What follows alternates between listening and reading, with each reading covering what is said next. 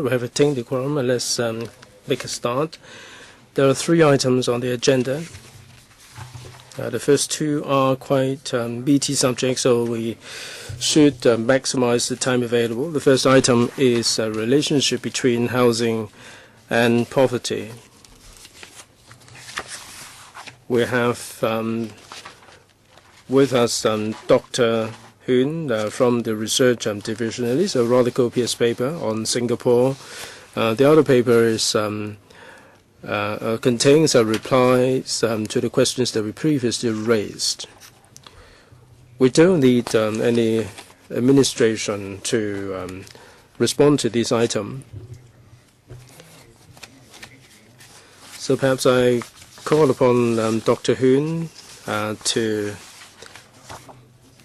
I don't need a detailed introduction of the paper. Perhaps you might wish to highlight some of the salient points regarding Singapore for our benefit.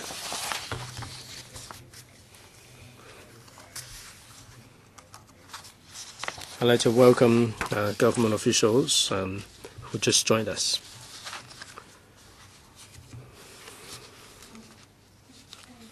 Chairman, thank you. The research office looked at the housing policy in Singapore to help the underprivileged. The paper 15 to 16, have set out all the details. I don't really want to be verbose about it. Let me make some observations here. In Singapore, basically, they encourage and assist Singaporeans to acquire properties. Even for low-income families, they are encouraged to own their own homes.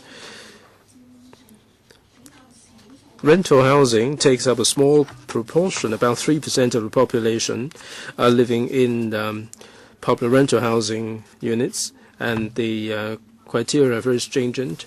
It is $1,500 Singaporean dollars, about $9,000 Hong Kong for the threshold. That they have such a stringent threshold because the Singaporean government would like the people to acquire their own homes to address the housing needs.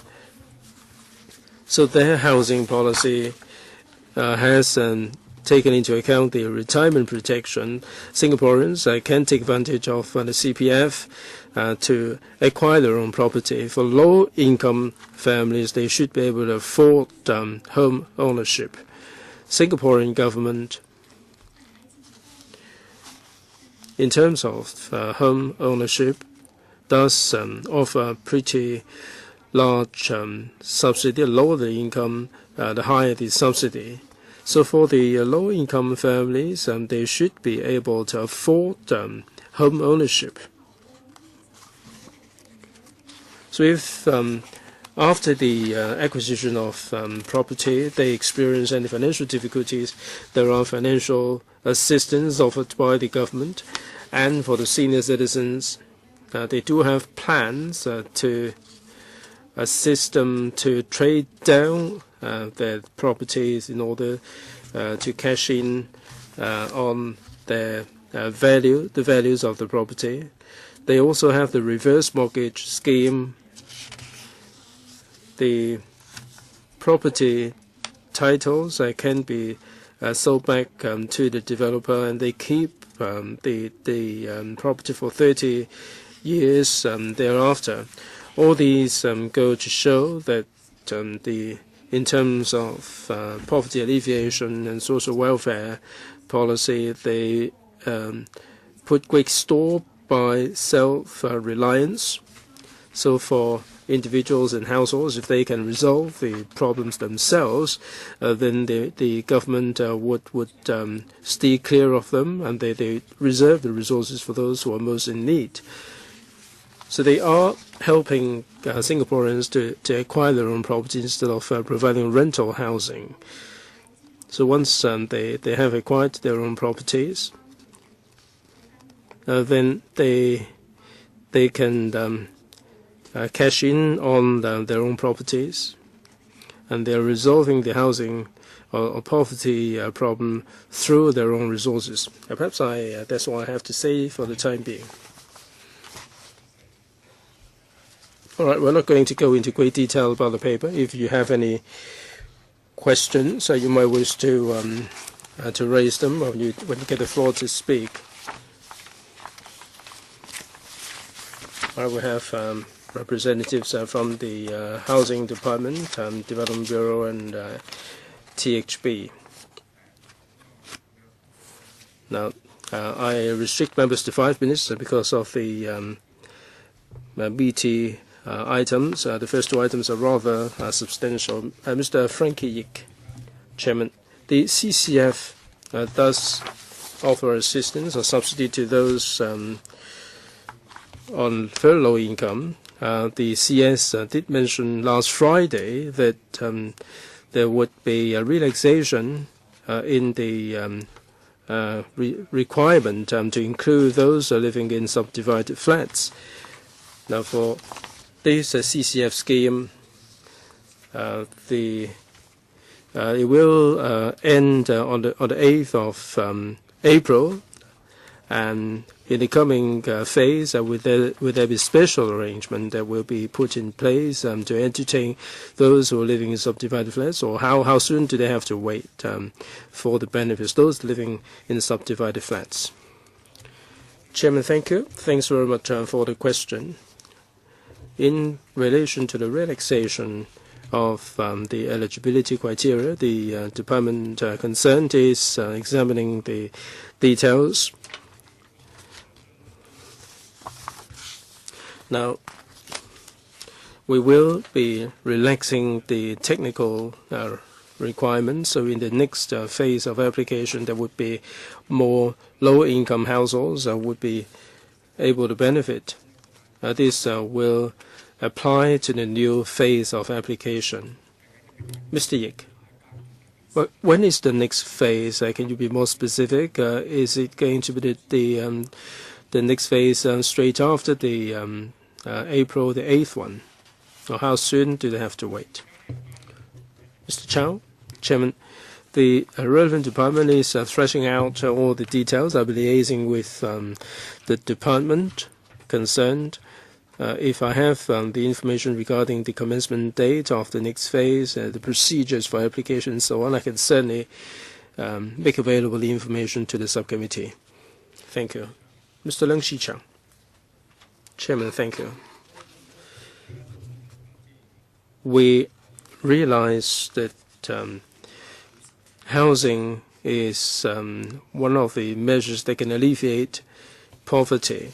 But in Hong Kong, there are some people who are living in caged housing, subdivided flats, and so on. They are denied the opportunity to get rental housing.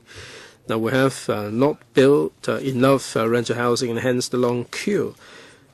Caged housing and subdivided flats did not come about overnight. They've been around for so many years.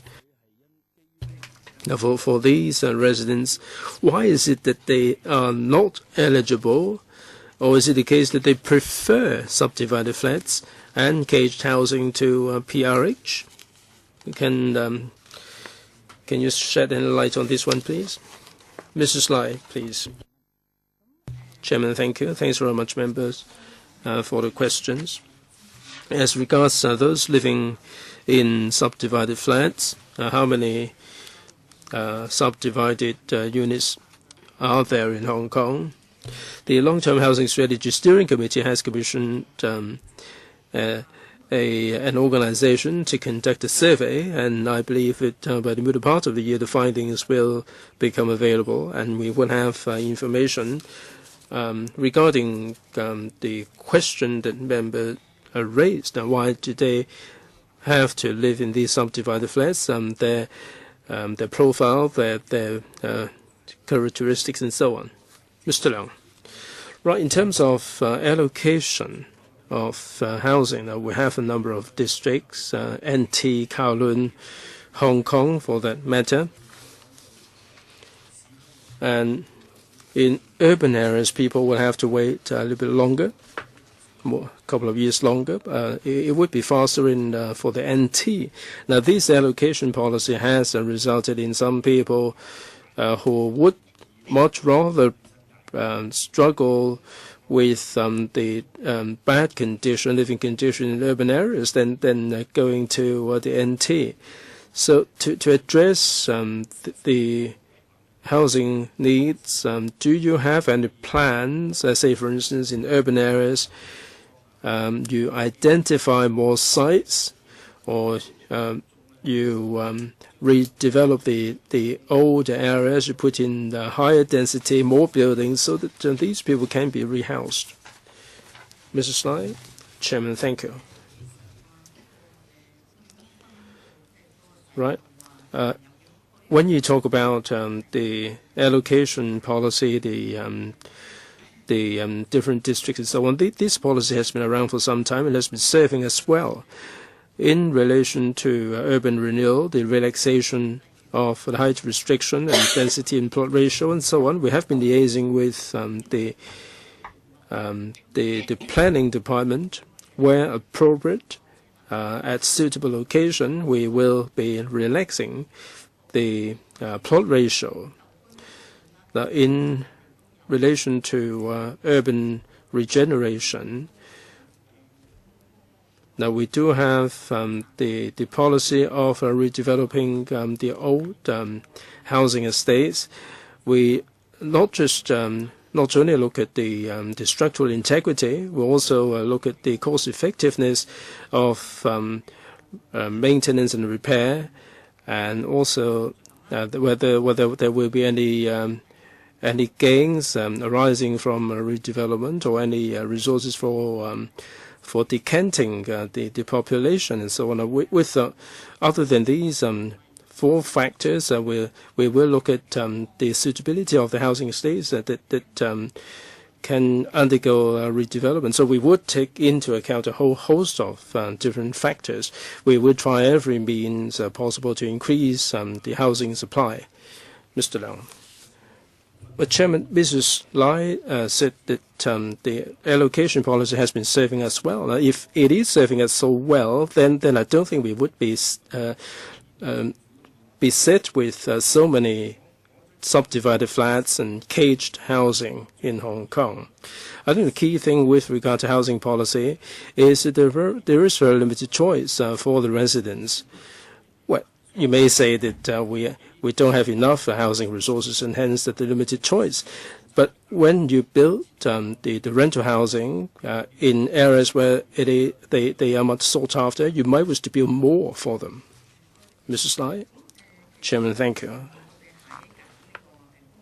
Well, when identifying the sites, it is impossible for us to name any particular urban areas for more PRH to be built.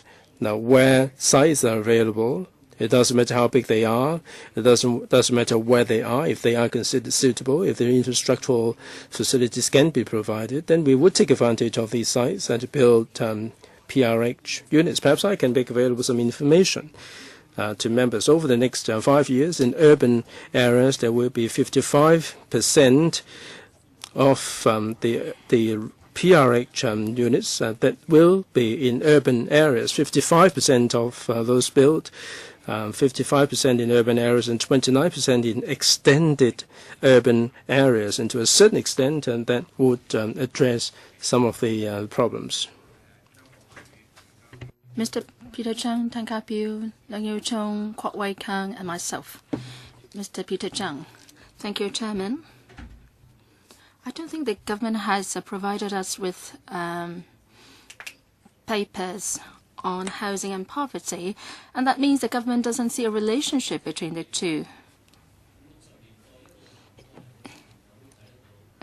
Well, we grew up in the 50s and 60s, and if we had a PRH at that time, then our next generation will have a comfortable living environment, and they would be able to get out of poverty. Actually, a lot of millionaires these days used to live in PRH.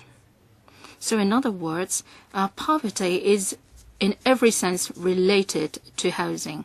So I don't know why the administration has not been giving explanation on the relationship.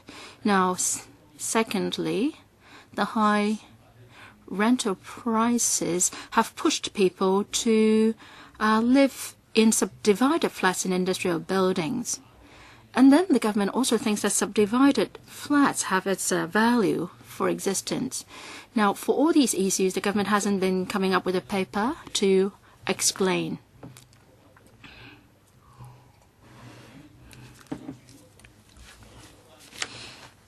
If poverty is related to housing, then we should definitely build more PRH.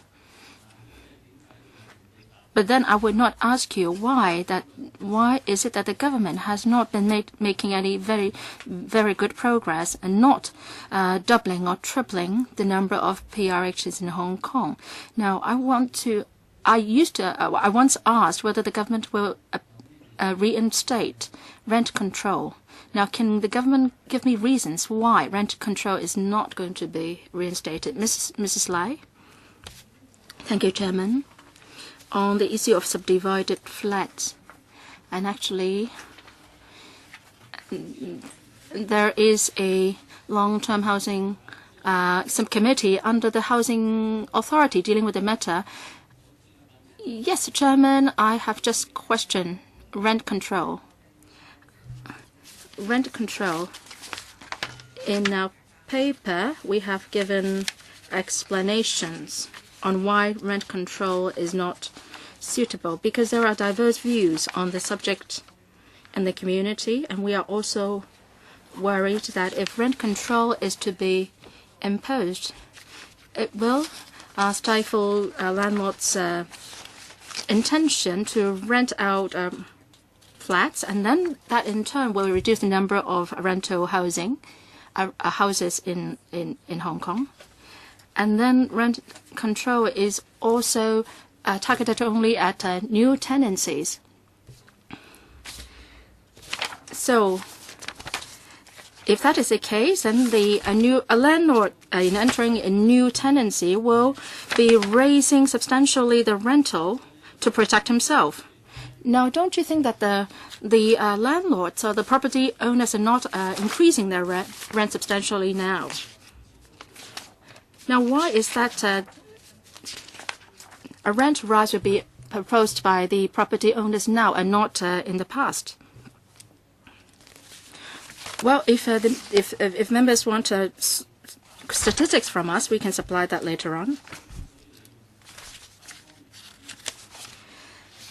Now, you don't want to implement rent control, so that's why you are giving out all these reasons, but you haven't been able to provide us with statistics on the problems or to substantiate the reasons you've given. Of course, the property owners don't want you to impose rent control, but then there are many people who are renting a flat. People, especially in the low-income groups. Chairman, perhaps can we ask the administration to give us a paper later on? Well, they have given us a paper with an appendix. The paper is 823-12-13-01, and that is in the appendix. Of course, there are no statistics there. They have just given us an explanation, a view. Anybody else? Mr. Tan Ka Piu. Thank you, Chairman. The new government thinks housing is a very, very important problem. It's also related to deep-seated conflicts in Hong Kong and poverty problem in Hong Kong. And the administration headed by the CE is striving to get many plots of land in Hong Kong to build housing, and they want to build more houses as soon as possible. Now, how much housing is enough? Now, in the next 5 years, 79,000 flats will be built, and definitely that number is going to suffice. So how much more is needed to resolve the so-called deep-rooted conflicts and to achieve the target of a waiting time of 3 years or even 2 years as what we proposed? Any target in building housing which can ease the conflict that I mentioned. Mrs. Lai, please. This has to do with the housing need. This is also going to be studied in the long-term housing review. The LTHS Steering Committee in the last meeting also discussed briefly the subject. The report will be released and made available for public consultation in the middle of this year. For now, we don't have the statistics. Now, say if the housing department and the housing authority, they are the frontliners and they're going to build PRH and they are going to build housing, say, from now up to the 2019-2020, do they have concrete or specific targets? Well, in the past, the target was 79,000. Now, aside from the review targets, what are your own targets? In the next, well, in the 5 years after the next 5 years, the target is 100,000 flats. Do you think that with that target, would you be cutting down on the number on the waiting list? Or will the situation, as now, with the waiting list of some 220,000 people still here to persist? Now, we still stick to the target of a waiting period of 3 years. Now, are you saying that you have the target, but then you can't make an assessment of whether the number that you're going to build will fulfill the target? Is that right?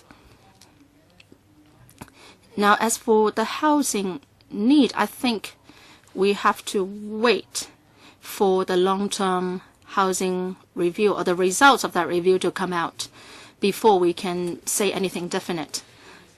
All right, Chairman. If we are going to build more PRH and it still can't solve the problem of providing enough PRH for the lower-income families, would you then be considering a rental subsidy for those on the waiting list? Is it a subject on the agenda of the LTHS Steering Committee, or is it not? Now, for the LTHS Steering Committee and the Subcommittee under the Housing Authority, that subject is going to be discussed.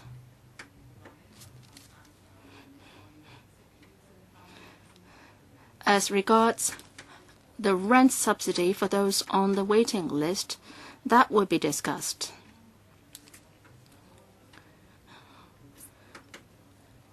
The Bureau Director also said that we will not implement rent control or provide a rent subsidy, but that doesn't mean that we will not do it in the future. We will keep a close watch on the situation, and if necessary, we will come up with new initiatives.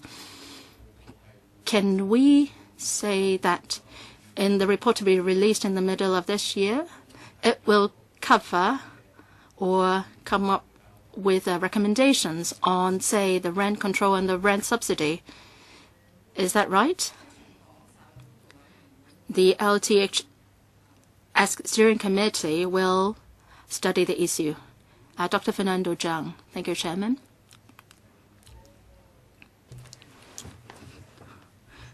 We've been discussing the housing issue for such a long time.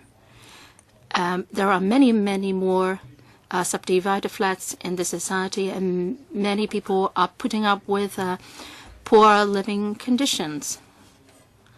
And the new term of government said that they are not going to impose rent control. They are not going to disperse rent subsidy. And they are still building 15,000 PRH each year, no difference from the past.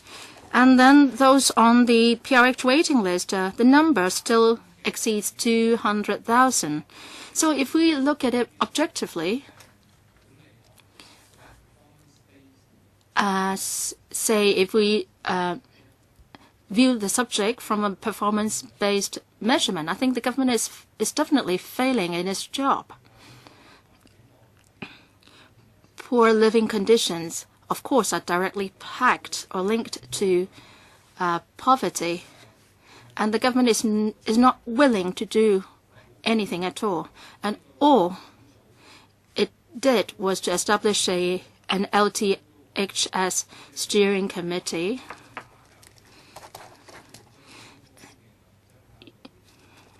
It said that only till 2018 that the PRH, the construction, 200,000 PRH will be built every year. And under this circumstance, I don't know how we can go on or continue our discussion with them. I think it's a waste of our time to continue discussing with them. In the paper, paragraph D, other assistance schemes. I'm very concerned about housing for PWDs and elderly. It said that it is providing a free home modification for disabled and elderly households. I know that this program has been in existence for some time, but I don't know how many PWDs and elderly people benefit from this program, how much money is involved, how many units are carrying out such modification work. And for some households, they're not accessible by lifts, and they're not barrier-free. So does the government have any plans to make sure that all households are barrier-free, have barrier-free access facilities, rather? Well, actually, we are now gradually installing lifts in housing estates without lifts, and in the future, every housing estate should be accessible by lift. Can you give us a timetable? Sorry, I don't have the statistics or information on hand. I can supply it to you later on. Also, what I mentioned, say for the past 5 years, how many PWD and elderly households have benefited from your free home modification program? Yes, can you give us some information later on? Yes, please, give us a paper. Mr. Leung Yiu-chung, Chairman, the subject is housing and poverty. I think that the subject is a wrong one. Housing is not related to poverty, but then poverty is related to housing because of wrong policies in housing, and the poor people get poorer, and the poverty problem is very related to our housing policies. In the past years, we have been demanding that the Housing Authority build more PRH, and they insisted on this target of 15,000 flats per year, and then a waiting time of 3 years. And then if that has to be changed, it has to be debated publicly. Now, because a lot of people can't get a PRH flat, and they are forced to live in very poor living conditions, say in a rooftop flats, subdivided flats, and interim housing, and so on. And these are problems created by a wrong housing policy. So I think amends must be made to the present housing policies.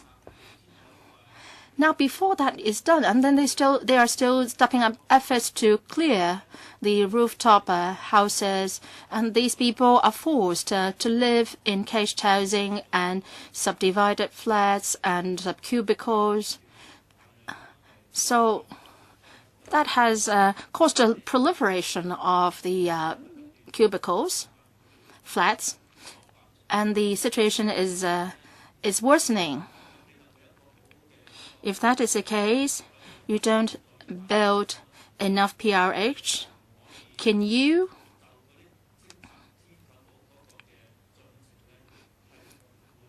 slow down the clearance of rooftop squatters or rooftop homes and wait until these people are reallocated to a PRH flat? Can you wait till that before they are cleared away from their rooftop homes so that they will not have to live in substandard subdivided flats? Mrs. Lai. But Chairman, I don't have the timetable with me regarding the removal of rooftop dwellings. I can find out about it. We do have the transit centers. We have interim housing. If the people are eligible, they can stay in these premises on a temporary basis. Mr. Leung, well, how many interim housing units do you have, and how many transit centers do you have? I mean, it is the Development Bureau that is responsible for the removal of the rooftop dwellings. It is not your portfolio. Development Bureau. Chairman. Demolition of rooftop dwellings, it is the responsibility of the Buildings Department. We look at it from the safety point of view. Since 2011, we have put in place a new enforcement policy for UBWs on rooftop and rear lanes and on external walls. They are regarded as priority projects, and we would mount large-scale operations to demolish them. But prior to this happening, we would issue advisory letters to the owners. Mr. Leung, well, I think you are really confused about it. I'm not talking about UBWs. I'm talking about rooftop dwellings where people are living in. They are unauthorized, but these unauthorized structures are subject to demolition. I don't think you should lump them all together. We have to deal with those that present danger, but there are some that do not present any danger. Can you apply a different policy? Can you slow it down a little bit? You cannot house them upon their demolition. Where do you expect them to go? Mr. Chu? Well, Chairman, we do have a large scale operation to enforce the law, and there is a process to go through. The Buildings Department does come with social workers. For those who are affected, there is appropriate assistance rendered to them. Now, we are approaching the issue from the safety point of view. Well, if they are regurgitating the line to take, then they might as well not be here. Now, these people will be rendered homeless, and they have no option but move to the subdivided flats. I mean, it's no good just mentioning the social workers. Perhaps you might wish to invite the Social Welfare Department to come along as well. I think they are fobbing us off with all these transit centers, and they are fobbing us off with the social workers. How much can they help? I think they are really coming up with these grand replies, which amount to very, very little. Well, we're running out of housing. If you demolish all these rooftop dwellings, the more you demolish them, the worse these people would find themselves in, and because it would be difficult to find alternative location for them. Mr. Leung. Well, Chairman, they can't even afford any housing. They will have to be living rough on the street. Is this something that you'd like to see happen?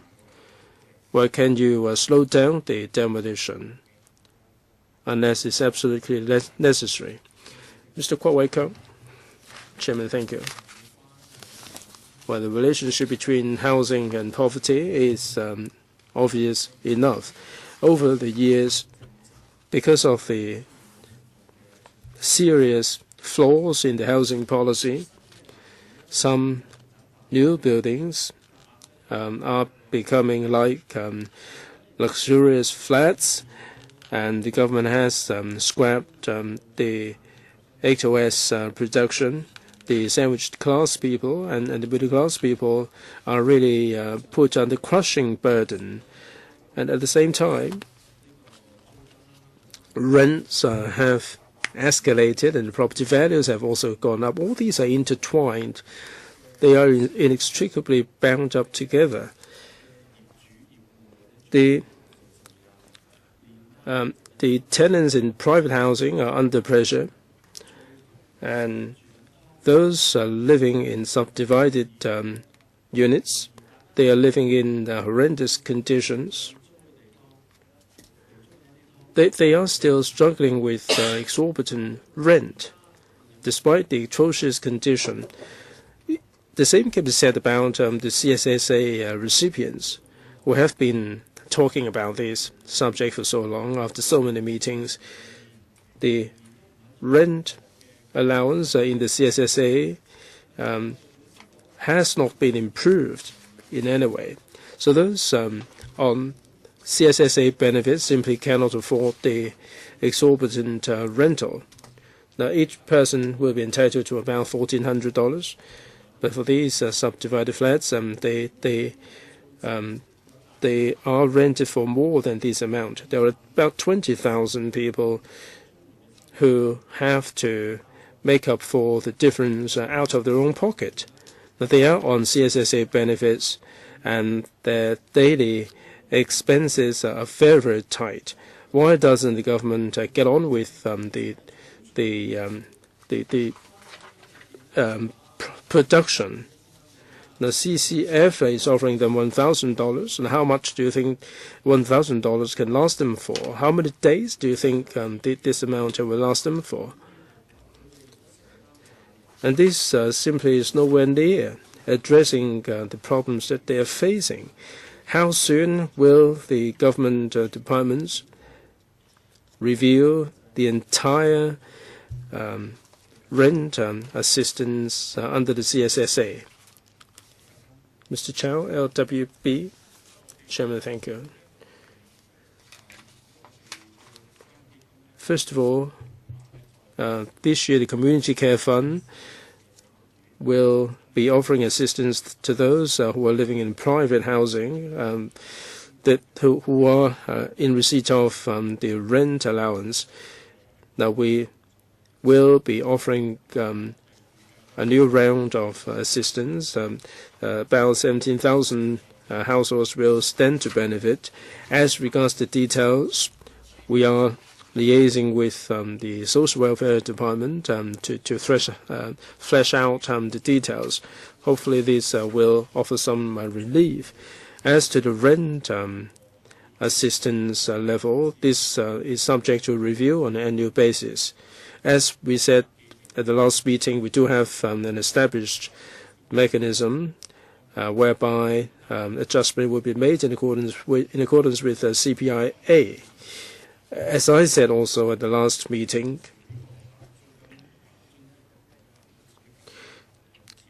as regards the level of rent assistance, there is a case which is subject to judicial review for the time being.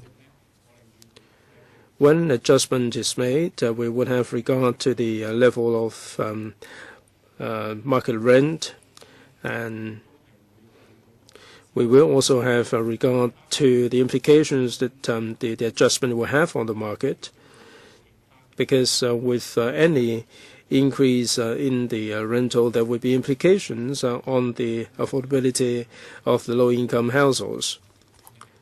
And we will take into account all these factors before making the adjustment for the next round. There are some members who expressed concerns on this.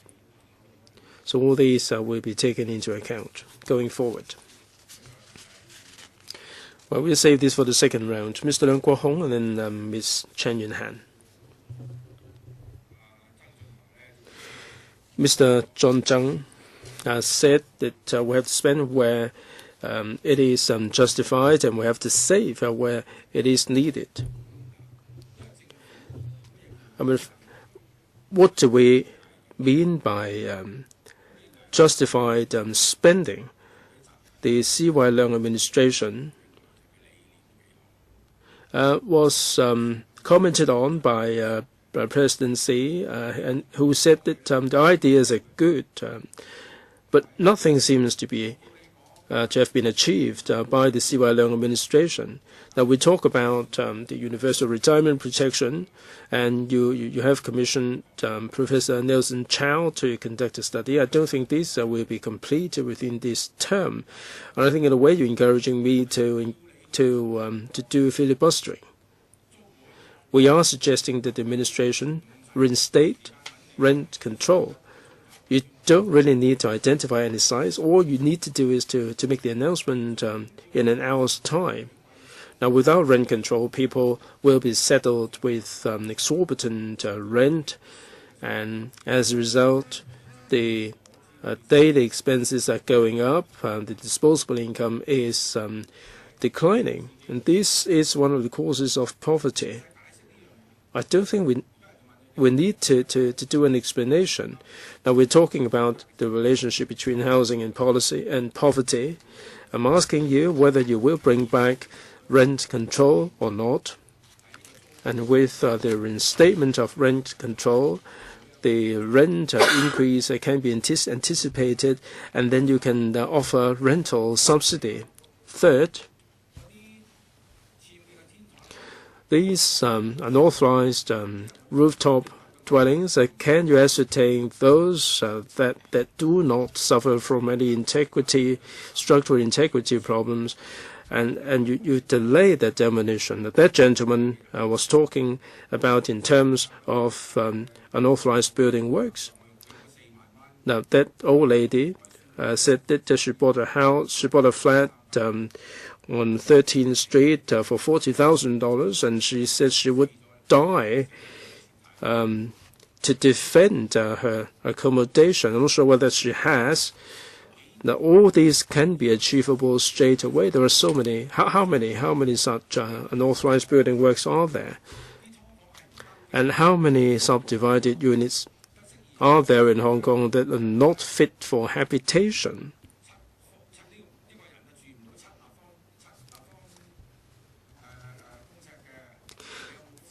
Now, for these subdivided flats that are below 7 square meters, are you going to do anything to improve them? If they have any problems with regarding fire escape, are you going to do something about it?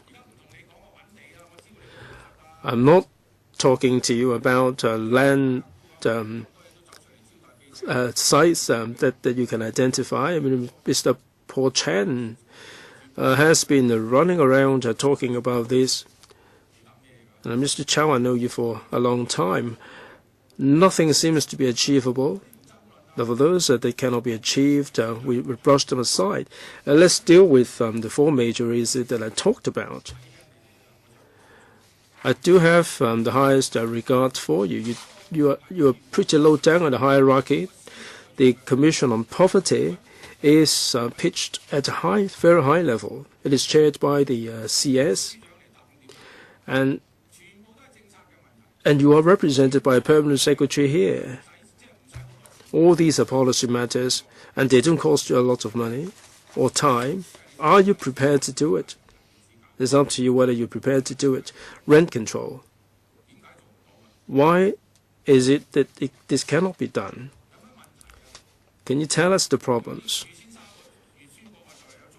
Well, you can make an announcement 3 months in advance, that there would be a rent control, and Mr. John Zhang has been talking about this all the time. Rent interest rate is likely to go up. Please be careful when you venture into the market. Why is it not possible? I look forward to a reply. Chairman, can you give them 1 minute? No? No, we're restricted to 5 minutes. Well, let me use up the time then. C.Y. Leung has got nothing to show for it. Mr. Chen Yun-han? The last issue raised by Mr. Leung Kwok-hong, similar to the one that I want to raise. I don't want to target these few officials, but it seems that they can't answer our questions. They are just BAS and not the permanent secretaries.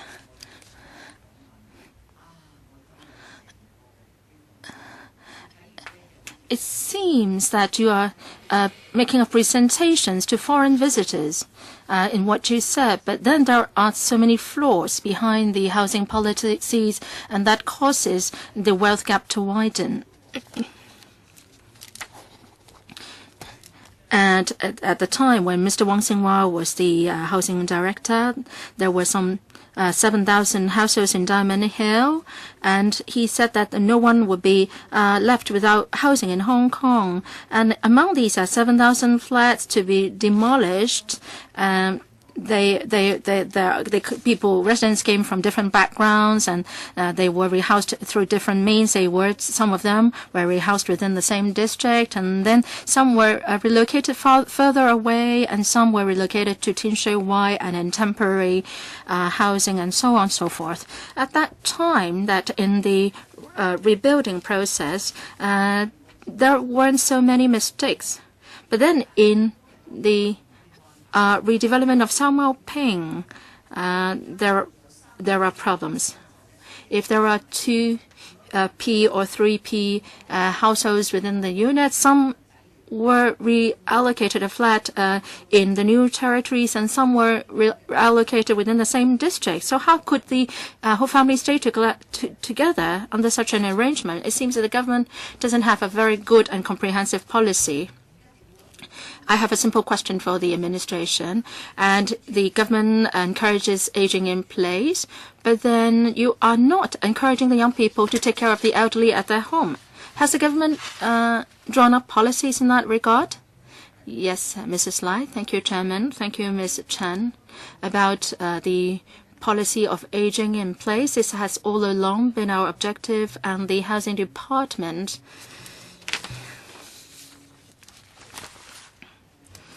has implemented a host of policies in that regard. Now, if the children of a family are relocated far away, how can that aging in place policy be implemented? Well, we have tried very hard to make that happen. Now, Mr. Liu was here in the last meeting, and he made all these grand remarks, but all of the policies seemed not achievable. And Mr. Liu said that the children might have to be relocated to the new towns.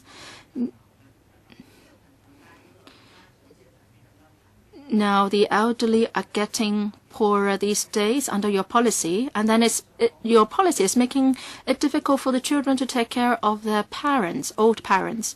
I'm not just pinpointing my finger at Mr. C.Y. Leung's government. Because of your limited resources, you are backpedaling in your policy in taking care of the elderly. I think the housing policy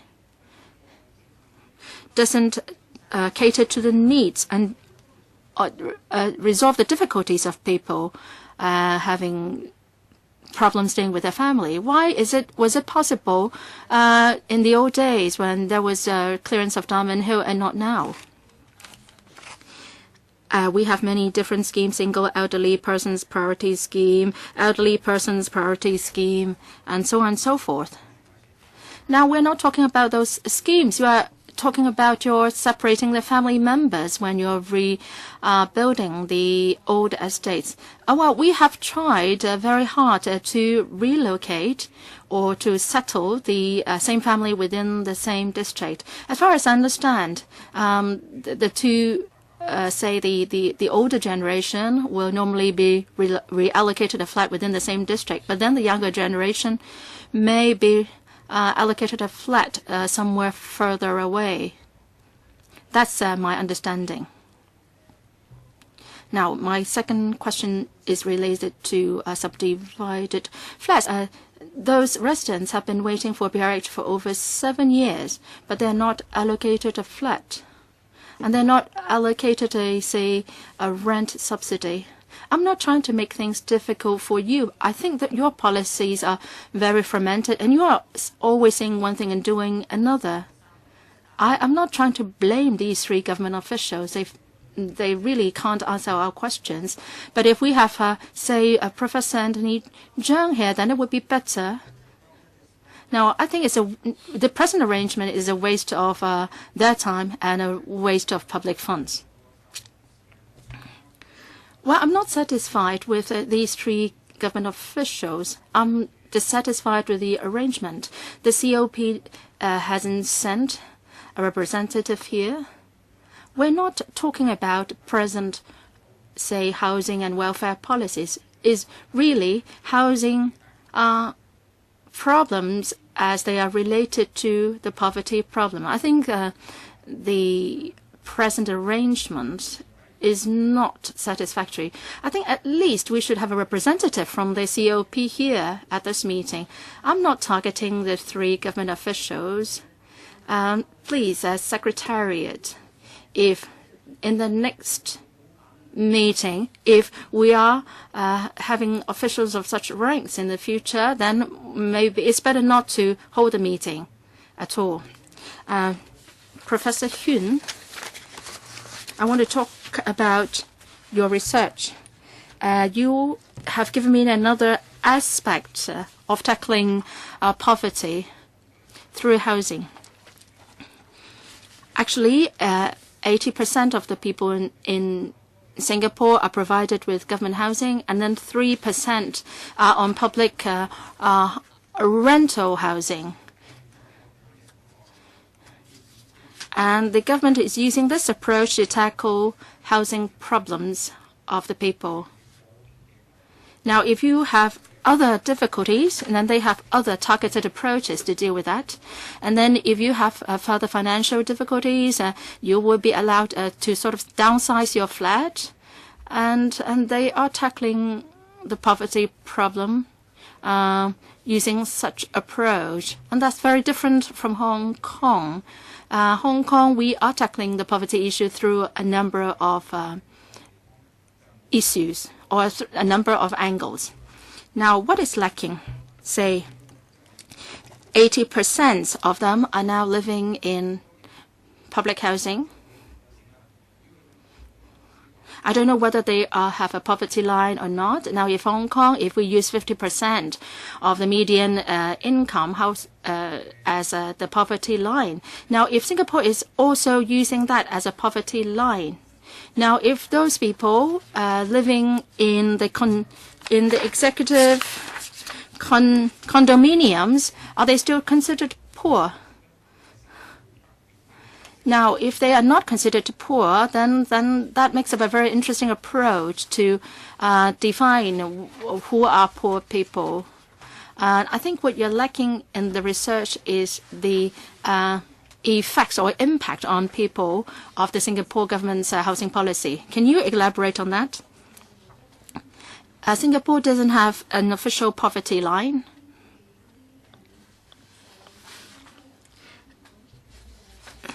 The measures to help the low-income family are tagged at 1,500 Singaporean dollars. Now, as for the effectiveness of such housing policies in alleviating poverty, I have not seen information on this. Perhaps I would it would take some time for me to study that, and I would have to look into the income of the residents in executive condominiums. Say 80% of the population live in government housing, and that means over half, or 60% or above of that income are living in public housing. So that means that they are not just for poor people, but rather middle-income people as well. So the housing problem has sort of basically been taken care of by the government, and the families are left with the need to take care only of their other living expenses. So it means that the poverty problem in Singapore will not be that serious. I think that's the impression that I get from your research. But can you study more in depth on the entire poverty issue in Singapore as related to housing? Yes, can you do that? Yes, I will try to. Now, if the government, the Singapore government doesn't adopt such an approach, how good can it serve as a reference for us? I think that is very related to what we're discussing today. Well, that doesn't carry any meaning to the government officials here, because they are not dealing with poverty alleviation. I think there should be some representative from the Commission on Poverty sitting here to discuss with us together on whether the Singaporean model can be applied to Hong Kong, especially in tackling poverty. So I'm very dissatisfied that the COP doesn't have a representative here. All right, and next, Mr. Wong Yok Man. Yes, we all know where the problem lies. What is the value of this subcommittee on poverty? You see how the members, many members have left. Now 3 from FTU are here, and then there is 1 from the Liberal Party. Where are the other members? I'm not trying to make things difficult for these government officials. They are not capable of answering our questions, and we all members are very busy, and we're rather listen to the complaints or grievances of the poor people rather than sitting here for the meeting. It's a waste of our time, Chairman. How many more meetings should we hold, and what kind of answers we'll be able to get out of these meetings? Now, Chairman, you have been sitting on the previous subcommittees on poverty for a long time. Now, the Commission on Poverty is chaired by the CS for administration. I am confident. I have faith in her. But at least you should show some concrete proposals to us. Now, and also about the communication between the subcommittee and the government. How should the communication be done? Now, we are also making things difficult for these 3 government officials here. They couldn't answer our questions. Well, all we are doing here is only stating the obvious. Now, we mentioned about rent control. You said it's a no-go. And then we talked about rent subsidy, and you said it's a non-starter. So what else are we left to? What other options are we left with? Well, I think we have to act quickly. We shouldn't wait any longer, because there are over 1 million poor people in Hong Kong. We shouldn't lose a minute in helping them. So, Chairman, please think about this, whether we should go on holding meeting in this subcommittee. If we are to continue, please, let's do it in a more constructive manner. Mr. Frankie Yik. I want to clarify that as Mr. Raymond Wong mentioned my name, I didn't say anything about rent control. That's I want to clarify. Of course, the Liberal Party would oppose the introduction of rent control. It's impossible that you would support such a proposal. So because you are here, the party you represent is going to oppose rent control. So that's why I raised that you would have such a stance. Yes, please calm down, Mr. Wong. Mr. Yik didn't say a word here at the meeting. Now, because I think about the Liberal Party when I see him. Yes, second round. Anybody else in the second round? Mr. Lang, Kwok Hong, Chen Yin Han, and myself. Mr. Lang, Chairman. I think the Mr. C.Y. Lang is incompetent. I think I'm justified in that making that remark. I have gone back to my office and I found this book about written by Mr. C.Y. Lang. And it talks a lot about property and land. The stance that he took at that time was so different from his stance today. At that time, he said that that the property market is stifling the development of Hong Kong. He said that the property rental were too high. Of course, he's not just referring to rental of shops, but also other premises. Now, he looked different after he assumed office. And there was an article here also supporting the League of Social Democrats' stance. We have to resolve the problems. So how much of the problems has he resolved? I'm reading his manifesto. Now, the idea, when let's not talk about the idea, his objective is to release land in a steady manner for developers to build housing to meet the needs of the lower strata of the community, for people to own their own homes. Now, these three objectives are not here. I mean, we are debating vehemently these issues of subdivided flats, the lack of rental housing. In fact, this is not featured in C.Y. Leung's manifesto. Now, he gave me this manifesto and asked me for my suggestion. Now, let me put this to you, ladies and gentlemen. Rent control, the CS, Mrs. Carrie Lam, turned this down already. Now, if this is going to be implemented, how soon will this be implemented? Second, have you got any idea how many subdivided flats there are in Hong Kong? If they're found to be substandard, will you demolish them, or will you upgrade them to such an extent that they will be fit for habitation? Third, for those unauthorized dwellings, if they do not present any problems, will you register them for the time being and let them stay and arrange for them to be rehoused in rental housing? Now, I was living in a slum. I was living in a stone hut. After registration, it remained undemolished. And then I was moved to the resettlement estate in Taiwan. Can you do the same thing that you did in the 1950s?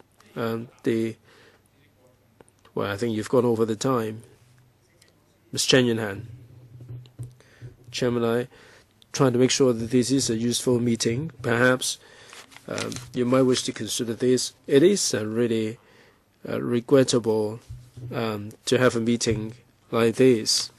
We have an academic coming here to talk to us about Singapore, and it is really good. But I mean, these officials, we simply cannot get anything out of them.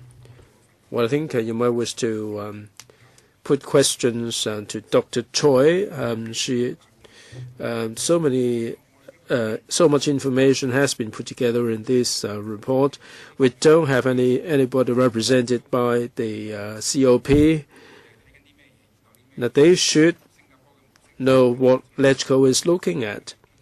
Now, whether we should learn from Singapore, and this is something that should be discussed. Of course, I cannot stop you putting any questions about housing.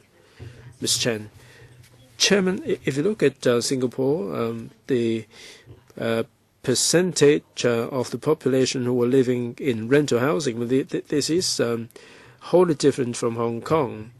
Now, the government said that they would like to emulate Singapore. Now, in Singapore, they set great store by giving people a roof over their head.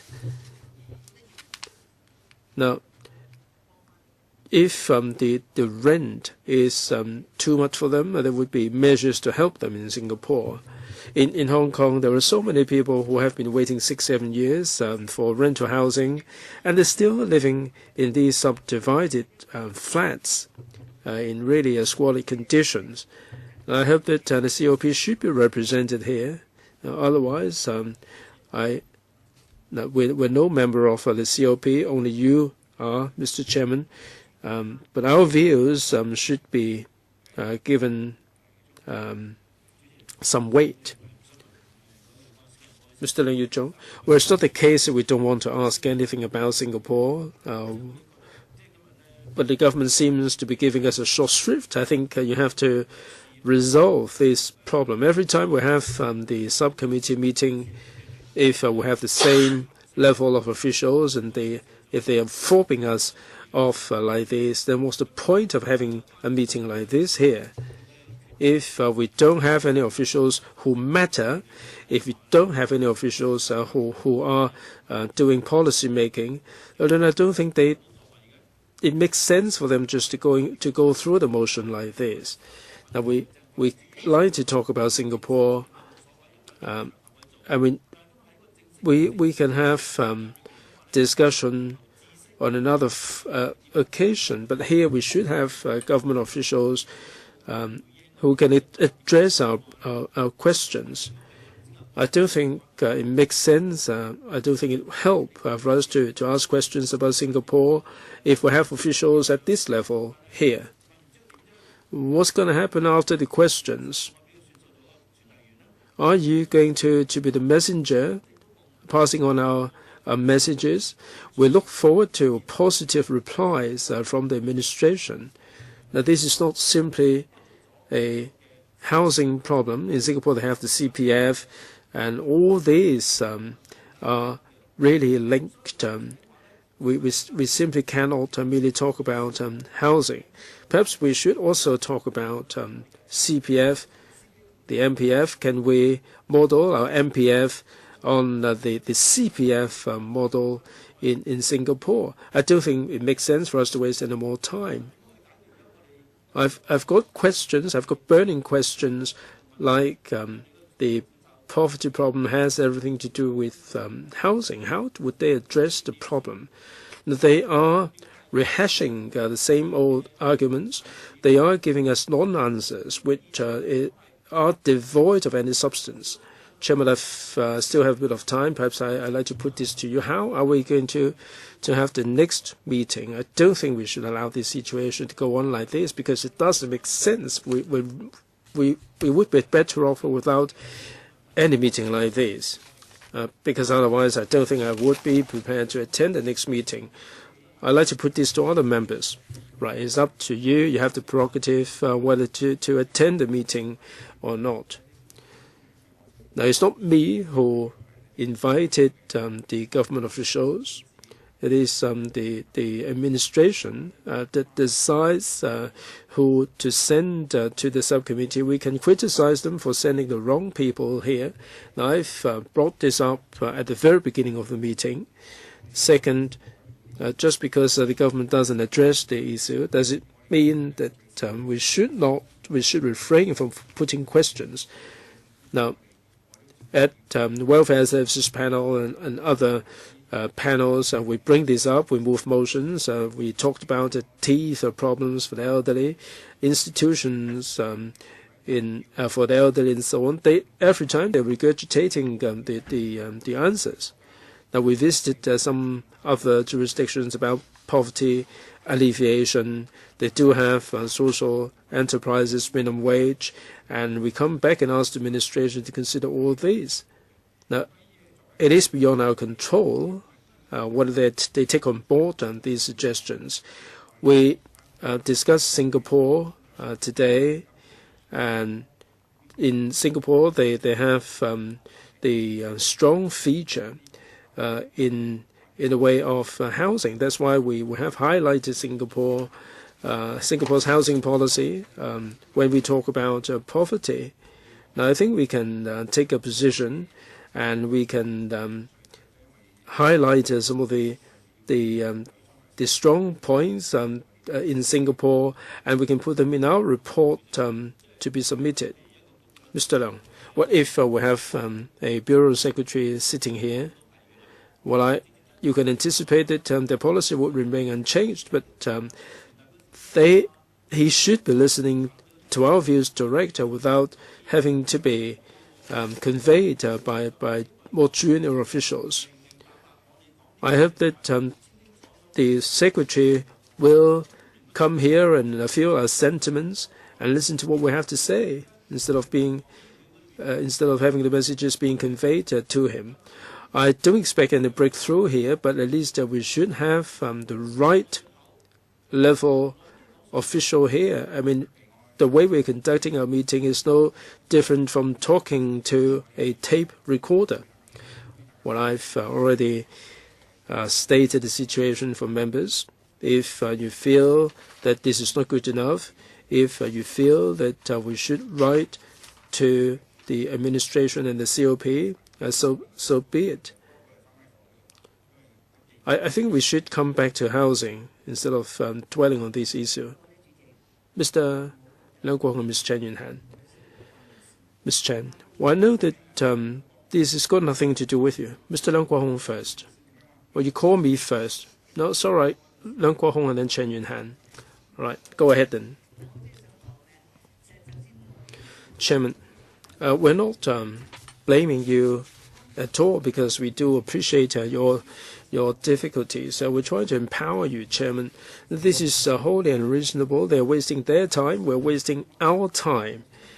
Last time, Anthony Cheung was here, and it was a good idea because he is the decision maker. I'm not saying that these officials are no good, but can an assistant secretary be playing the same role? So I'll go along with Mr. Leung Yu-jung that the bureau secretary should be represented here. He should come here and listen to our views. Second, Chairman, I support what you said. I think we should issue a strong statement. We should take it up with the CS. Perhaps we can write to the CS. The welfare panel wrote to the CS and got something resolved. I mean, that would get something done. We can write to the CS highlighting our discontent. I think we should take a tough stance here vis-a-vis the CS.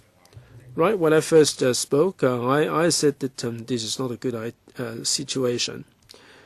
Mr. Leung Kwok, Chairman, that the lower-level officials being sent here shows that they are giving us a short shrift. Perhaps the corresponding bureau secretary or undersecretary who are not coming here should give us some explanation. The bureau secretary should address our questions. Now, when I protested against the COP, and then I couldn't take my protest down to the CS direct at that time. Now, Mrs. Carrie Lam should address our questions. We asked her why is it not possible to bring back rent control. Perhaps she might wish to give us a reply in writing, although she doesn't attend our meeting here physically. Now, these are highly important questions. And the questions should be addressed by the Bureau Secretary. If they give us replies inappropriately, they should be reprimanded. I mean, it's no good for us to pick these officials to pieces. Carrie Lam doesn't have to come here. She can give us replies in writing. Failing that, we can ask CY Leung to address the questions. And we don't have any corresponding officials. We get these officials who are not really accountable officials, and they're simply not on. I think we have to have a protocol put in place. Now, otherwise, we can put questions direct to Carrie Lam and CY Leung. We should have the corresponding officials coming here to address all these all-important questions. Dr. Fernando Zhang, I have a specific proposal, and that is that politically appointed or accountable officials should be here at the meeting. Now, they come to a meeting, to attend meetings when new posts are to be created. And a lot of these undersecretary posts and political assistant posts have been created. And where have they gone now? They're on such a high salary every month. And what have they been doing? Now we are faced with these non-accountable civil servants answering our questions. What type of political accountability system is that? So at least I think the politically accountable official should be here to attend our meeting. And also, a representative from the relevant task forces of the COP should be here as well. For example, today we're going to talk about the disadvantaged groups. And actually, there is a special task force under the COP which is looking into that. So they should also send a representative here. It's not good enough that we discuss these topics separately and on our own.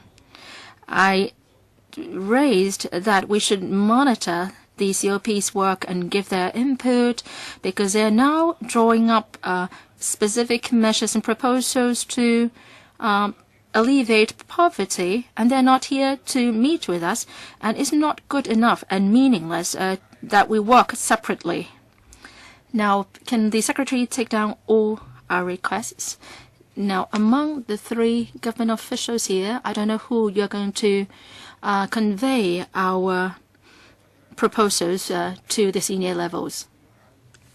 First, I would members would agree that first we would issue a letter to condemn the administration on the fact that they don't have the government officials of the relevant rank attending the meeting today. If this goes on, then I might have to take the situation for discussion by the House Committee because the chairman of the House Committee communicates and meets directly with the CS. Second, I ask that certain requirements, ask for certain requirements to be on the attendance for this meeting. There are different government officials looking after the task forces under the COP, and then there is this head of the research,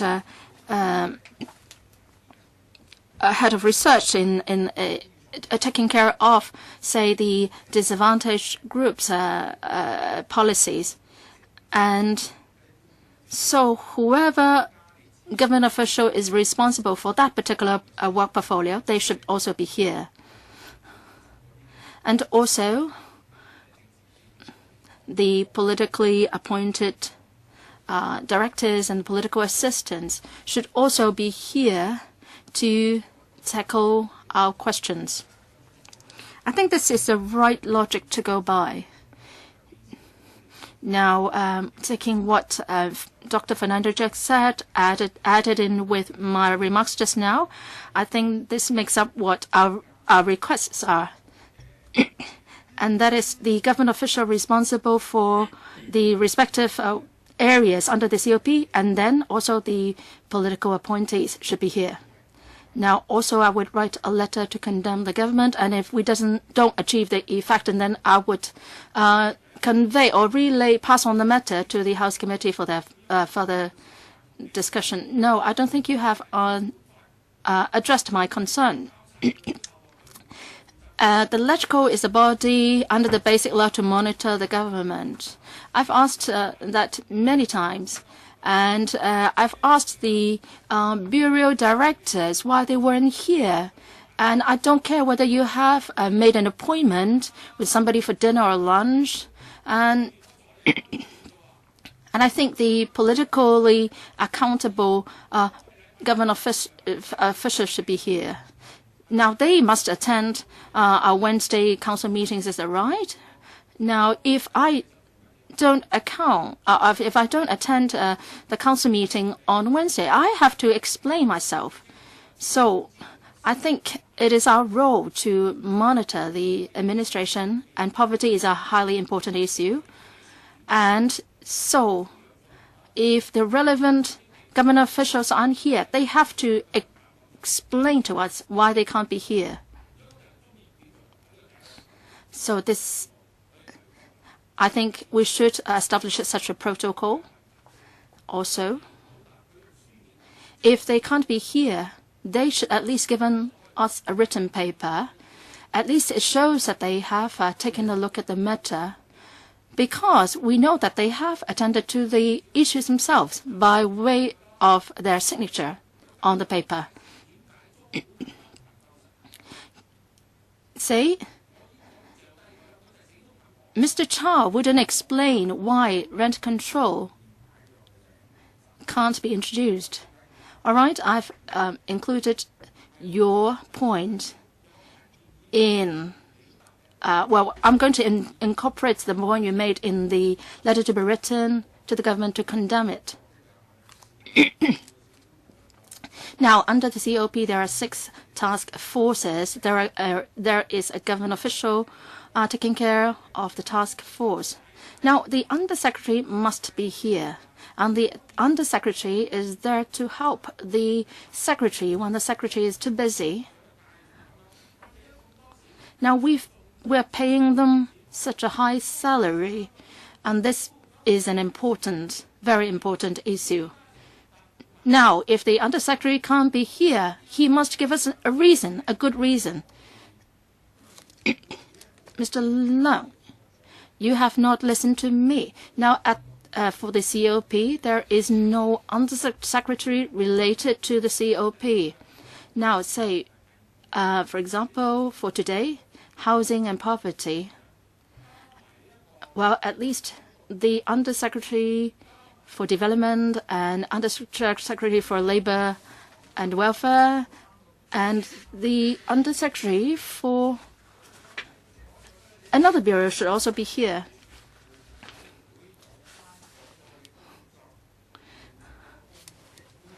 Well, I'm suggesting that the government official taking care of the task force under the COP should be here.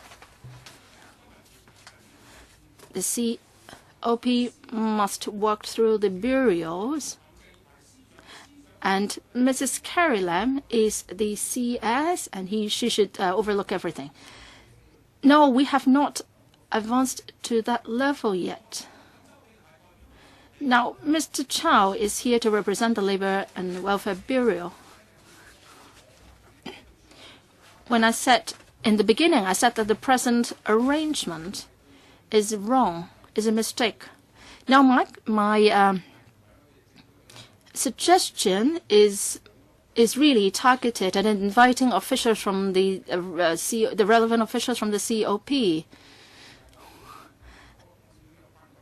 Now, if the issues that we are going to discuss is related to the work of a specific task force, then the relevant official of that task force should be here. No, Chairman, I think you have mistaken. You have misread my point. Now, say if I raised rent control, and then also Professor Nelson Chow said that within this term of government, universal retirement protection can't be implemented, then the bureaus have to be here to respond. Now, after Professor Chow has come up with the report may not yet get to the level of the bureau. Now, Chairman, you don't understand. Now, the CS is leading the work of poverty alleviation, and then the Commission on Poverty is the body established to tackle that subject. Mr. Abraham Sheck. I might not agree with Mr. Leung's logic, but this time round he seems to be very logical. The electrical members are monitoring the work of the administration, and various government departments are assisting the work of the COP. We don't have a direct relationship with the COP, but we are indirectly related to the government officials taking part or helping out with the work of the COP. Of course, the administration is monitoring the work of the task forces of the COP. And I think it's our duty to monitor these task forces. Is that what you meant? Perhaps I understand the working of the COP, and the way it works differs from our usual practices. Now, not every bureau is involved in the work of the COP. A secretary may be involved, but then the undersecretary may not be involved. There are now 6 task forces under the COP. And then the next agenda item is about the disadvantaged group. And then there is this task force on special needs group under the COP. And there is this team of government officials who is helping with the drafting of the papers. So they are not government officials per se, but they are rather people from the central research bodies, I would say.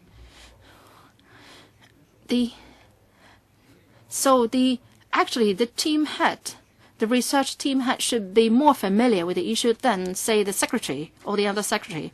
So if I have my way, then it would be the team head who should be sitting at these meetings. Chairman, I do understand that we are not trying to interfere with the work of the COP. We are monitoring the administration. And then the 6 task forces of the COP have to report on the progress of their work to the administration, and our relationship should be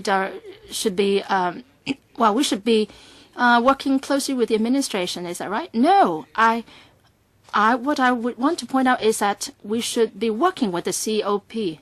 Now, how can we monitor the work of the COP? Why would they allow us to monitor them? And that is because the government used this as a tool to combat poverty, and then it is headed by the CS, and then the other bureau directors will fit in. I think unless the body is a civil body, then I think the relevant bureau directors should be accountable. The CS is the head, and we should chase after the CS. And the CS should be accountable to the LegCo, and she is the head of the COP. And what she does in that COP, well, she should report to the LegCo. Now, say for Professor Chow, he is not accountable to us. Mr. Peter Chang. I think what Mr. Leung said is that we should work with the government departments. Now, the administration should listen to the views of the COP and also views expressed here. So I agree that we should hold the CS accountable.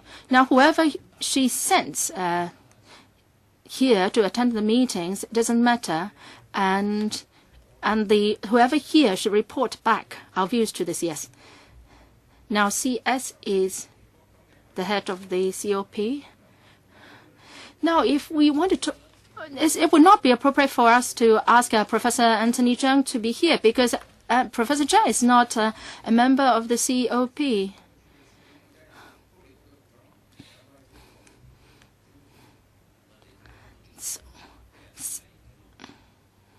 So let's look at whether LegCo has that power. Because the role of the COP and the role of the CS is different. I think we should hold the CS instead of the head of the COP accountable. Now, I don't mind whoever comes. In my role as a LegCo member, should monitor the work of the government. I think that should be the way we should go about it. Well, I want to make an analogy about lemon and orange, but I don't think. I think we should just use more the route which is more direct. Okay, let me amend my suggestion. We would send our letter to condemn the head of the chairman of the COP or the CS. And then the representatives that are going to sit in the meeting should represent the COP or the CS and not the individual bureau. All right? Is that okay? So we'll come up with a condemnation letter. We think the present arrangement today is not appropriate. The CS, as chairman of the COP, should send someone who is directly related to the issue to listen to our views. We need politically accountable official, and if they fail to proceed according to our ideas, then we will be referring the matter to the House Committee for the matter to be taken up with the CS. Third, the CS as chairman of the COP or the vice chairman of the COP or the politically appointed officials should attend our meeting in future. Right? That's how we proceed. We still have about 30 minutes. Shall we discuss the next item on the disadvantaged groups, or shall we save that till next time when we have the right level of officials? All right. Third, are we going to conduct any visits? There are suggestions of half a dozen countries to visit. Perhaps you might wish to have a look and make your comments. Australia, Guangzhou, Shanghai, South Korea, and Holland, Finland, and Sweden. Of course, we will look at different areas in different jurisdictions. Guangzhou, Shanghai, South Korea, Taiwan, they fall into one group. Scandinavian countries, Denmark, Finland, and Sweden, they fall into a second category. I'm not sure who is responsible for that. You might wish to relay our message to the higher authorities. Well, Chairman, we will convey members' views to the COP, the Commission on Poverty.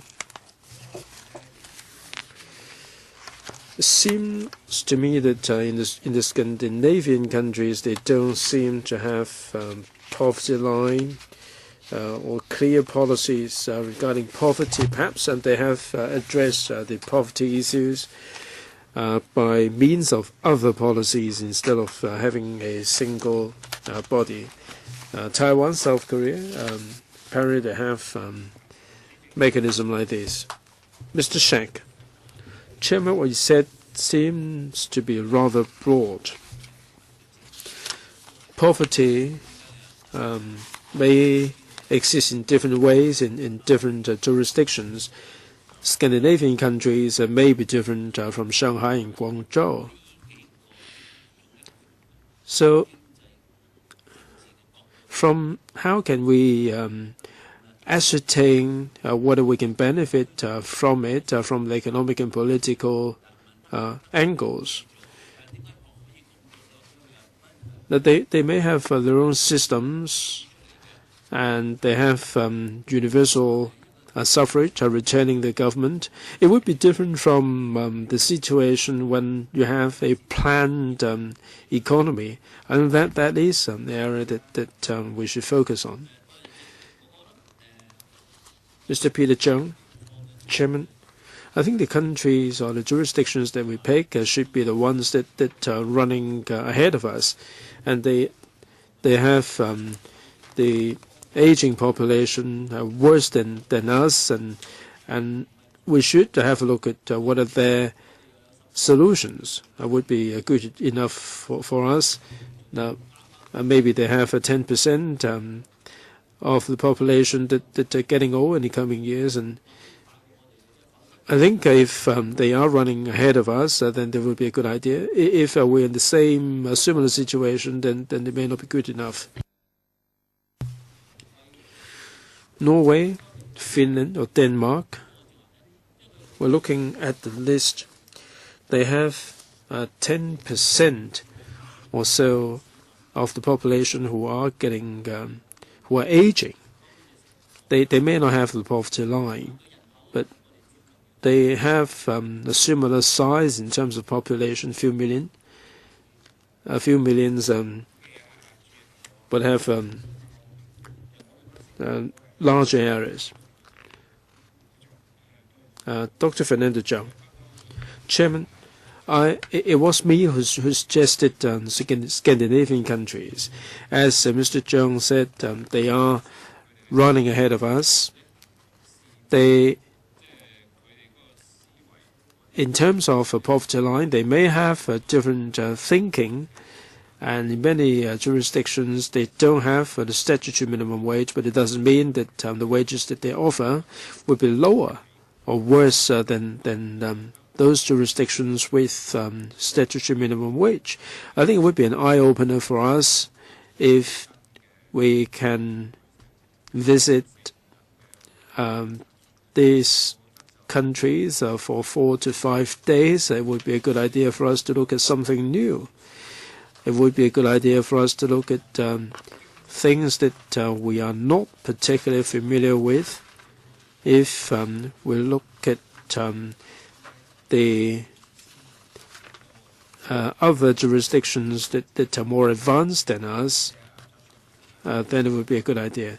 So Mr. Zhang suggested Scandinavian countries. Right, this is, I take it that this is a proposal by Mr. Zhang. The proposal is the 4 countries, the 4 Scandinavian countries for 4 to 5 days. Mr. Zhang, Chairman, we don't have to visit them all. Maybe we can pick 1 or 2 and go into greater detail about them. I don't think we should, or we can cover them all. Agreed. So the idea is Scandinavian countries, and maybe we don't need to cover them all. Maybe 2 out of the 4. Any further views? Mr. Zhang proposes Scandinavian countries, 2 out of the 4. Yes, over the summer break.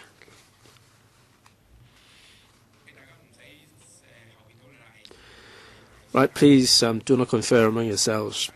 This will take place during the summer break. Mr. Zhang is more into research, perhaps, and you might wish to contribute your ideas about the countries that we pick. What month? July, August, September, mid-July.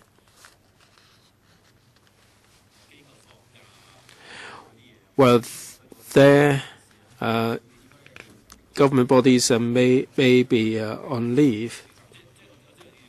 well, they may be pretty hard working.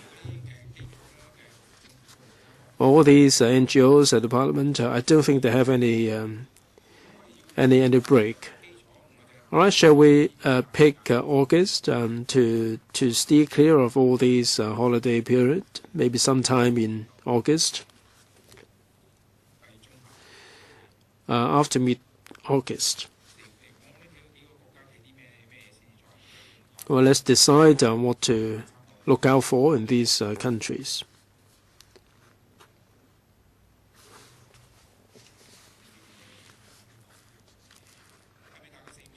All right, 4 to 5 days.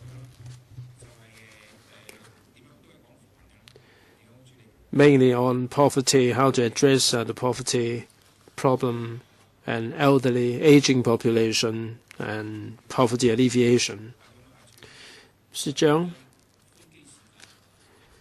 we haven't included the flight time. So if you include the flight time, we end up with 2 days in these countries. Right, 4 to 5 days after touchdown. Right. So the proposal is to pick 2 countries, 2 Scandinavian countries, and spend 4 to 5 days there. And we try to avoid all the time when these NGOs in the Parliament are on leave. The idea, the area to look at would be poverty alleviation and aging population. Right, perhaps we pause here for today. The subject on disadvantaged groups, perhaps we can fit this in sometime in the future. We have to address the level of officials first. Right, there is another paper, paper 823, stroke 12 to 13, bracket 05, the subjects for future meetings. We haven't discussed these disadvantaged groups. 29th of April, education and poverty line. On the 28th of March, my understanding is that at the COP, they will have the poverty line endorsed at the COP on the 28th of March. And once this is done, well, this is entirely my understanding. This is not from the inside track. My understanding is that their research division will be translating the poverty line into writing, into document, and then there will be a consultation document sometime in the summer period. 28th of March, right? They will draw up a poverty line.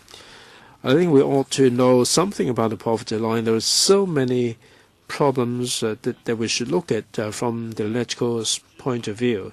They don't have to tell us how they draw the line, but they should tell us how they arrive at this poverty line. Well, Carrie Lam did talk about it in electoral. Well, it may be different.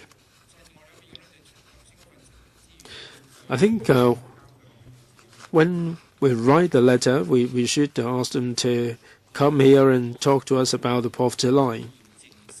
Mr. Zhang, Chairman, they should present the details, the let's go for some discussion.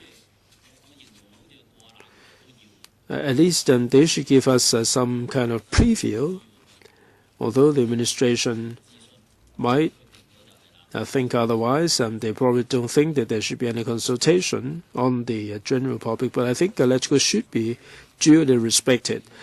Right in the letter of condemnation, perhaps this will be issued on the 28th, a couple of days away.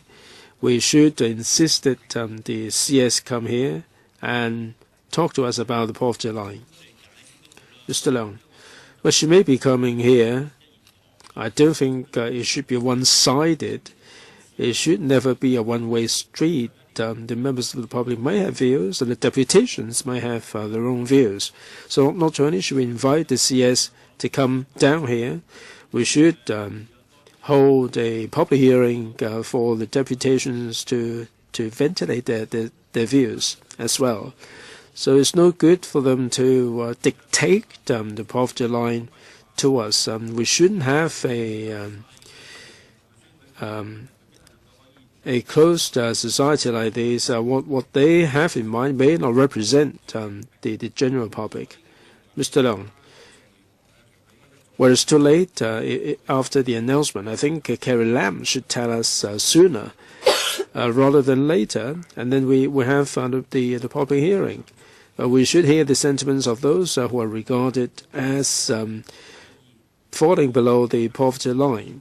For those who are in opposition to the poverty line, for those who are concerned, should be given an opportunity to air their views.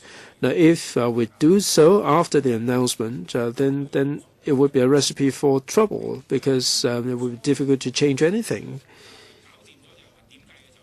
Now, they should tell us the criteria for working out the poverty line. Now, the government seems to be suggesting that the allowances should be discounted. The benefits,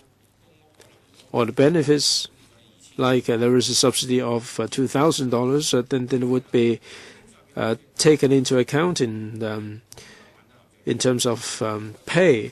So we should put it to Carrie Lam how they work out the poverty line, and then we have a proper hearing in case it is too late. Mr. Leung Yu-chung. I would want to add to what Mr. Leung said. Now, the administration is going to announce a poverty line soon, and we should hold a public hearing as soon as possible. The aim is to allow the government to adjust the poverty line if necessary. If the administration doesn't want to hear public views, then we will do it for them. Now, once the poverty line is drawn up, it will be difficult to adjust it. So I think we should hold a public hearing as soon as possible to listen to public's views and let the administration know such views so that they can adjust the poverty line accordingly. I think there have been changes in the past week. My understanding is that the poverty line should be drawn up in June. Now, the relevant subcommittee held a meeting, and then they said that the proposal will be discussed again at the COP, and then after that, the poverty line will be announced in June. Now, I heard that on the 28th of March, the administration is keen to get everyone's endorsement and then endorse the proposal. Now, if the administration wants to force through its proposal without allowing much time for the COP to discuss it, then we can propose to hold a public hearing as soon as possible. I think we should write to the COP as soon as possible to tell them that we would hold a public hearing session as soon as possible to discuss the poverty line, to allow the public to air their views. So before they formulate the poverty line, they should listen to the public's views and not do it behind closed doors. I hope that they would not decide on the poverty line so soon. Now, if they decide to go ahead with the planned announcement time, then they are doing the public wrong. So I want to add that what I said is what I meant by deciding is that the COP, based on certain studies, will endorse the proposed poverty line, and then a consultation paper will be drawn up, And then that will be taken for public consultation in June or July. Well, in any case, Chairman, the sooner we hold the public hearing session, the better it is. And we also want to convey the message to the administration that they should take heed of public opinions. Yes, I agree totally with what you said. Now, as I said, they have certainly accelerated the speed of work within the past week. So, all right, we'll write two letters. One is a letter of condemnation, and the other is to ask them to come for a public hearing soonest after 28th of March. No, I'm suggesting that we would tell them that we say we are going to hold a public hearing session, and then they should listen to their views, and before they hear the public's views, they should not be coming up with a proposal. So I have to write that letter before the 28th of March. Then, so okay, I will write on your behalf. I would also write a letter. I will verbally relay the message. Now, I find it strange too. Suddenly, they became so keen to advance the timetable by 3 times, or 3 months, sorry.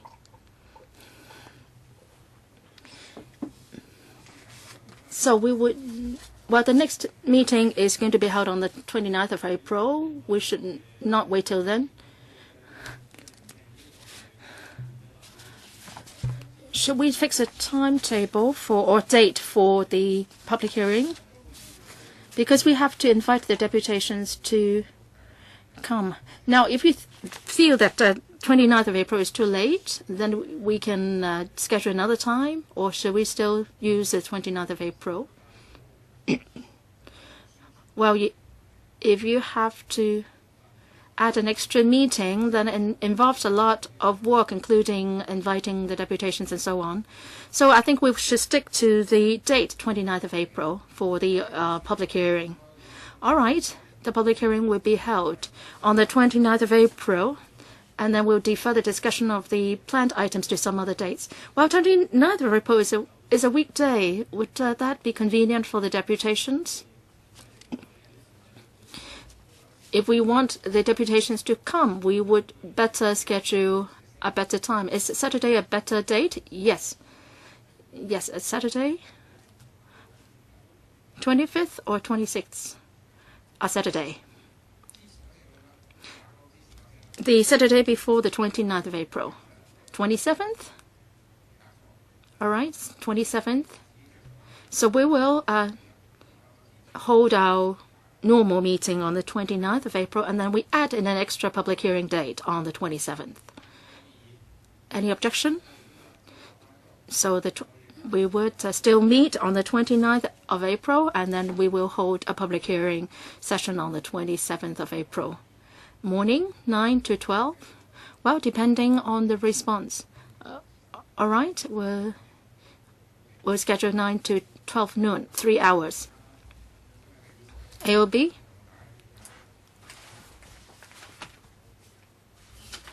If not, okay, I'll declare the meeting adjourned.